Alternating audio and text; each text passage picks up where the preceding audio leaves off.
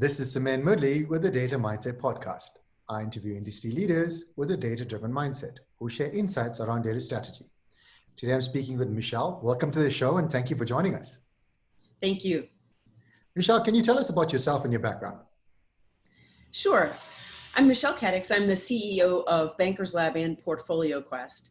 And we started out doing flight simulators for bankers, which is numerical simulation used for training. And now we are doing that in addition to working with the banks to ignite change, to use active workshops to implement all the new technologies in digital banking. Well, I was a fan of Microsoft Flight Simulator from way back in the day. So I hope, a lot of the inherent positives that are coming out of Flight Simulator in your platform.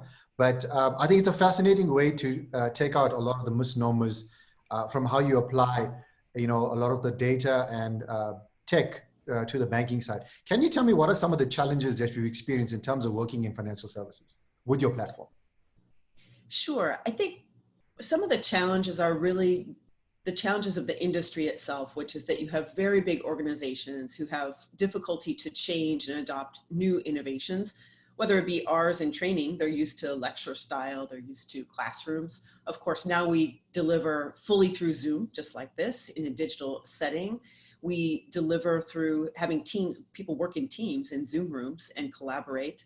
And that transition has been a challenge for some people, just like the transition that's much broader for them of transitioning from their old way of working to new digital banking, to new solutions, et cetera. So just the weight of those big organizations, I think that, we always feel empathy for our clients in the sense that, we suffer as a vendor from the weight or slowness of those organizations, but working inside, they suffer just as much trying to innovate. I think, that leads me into a statement regarding something that one of my colleagues always mentions is 4 concepts. He's using data to ask the right questions to gain insights to make decisions. How does it apply to BankersLab, and maybe share some thoughts around that? Sure. One of our most popular newer workshops is called data storytelling. It's not technical. It doesn't use any particular set of big data or solution, but really we're just pushing people to stop and say, the days are over when you can just dump some data into Excel and hit the first graph button at the top that looks convenient to you. You need to really take your time and think and really articulate the story behind that data. And there's nothing technical about that, but that's the human element that we're so in desperate need of. As one of our biggest clients complained to us, they said, we're swimming in a sea of data, but we don't have a drop of water to drink in terms of insights.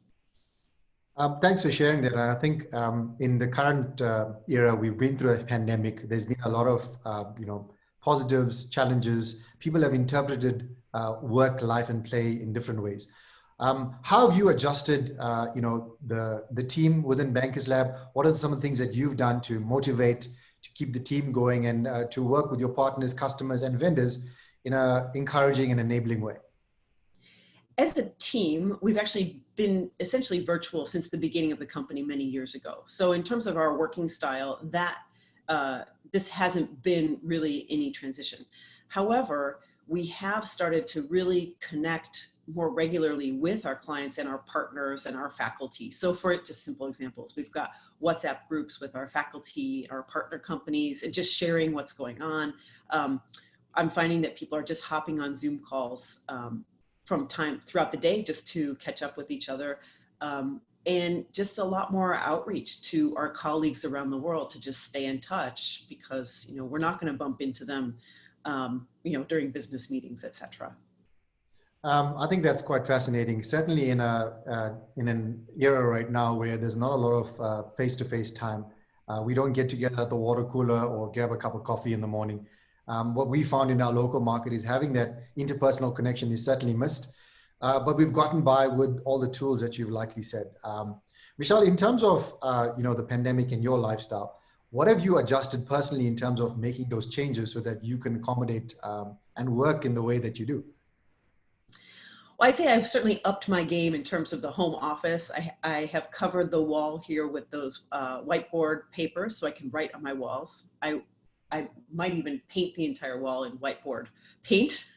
But I find that, sometimes we are restricted by technology in the sense that I'm really slow with PowerPoint. I need to draw. So in one sense, I'm going full bore with technology in the way that we use it to make our meetings. But on the other sense, I'm mindful that sometimes you have to go the opposite direction to force yourself just to draw on paper and use a whiteboard, which we are spoiled in meetings that we can stand there and brainstorm together and just draw something. And I think that piece of that human creativity and collaboration, we need to work to maintain that in the new environment.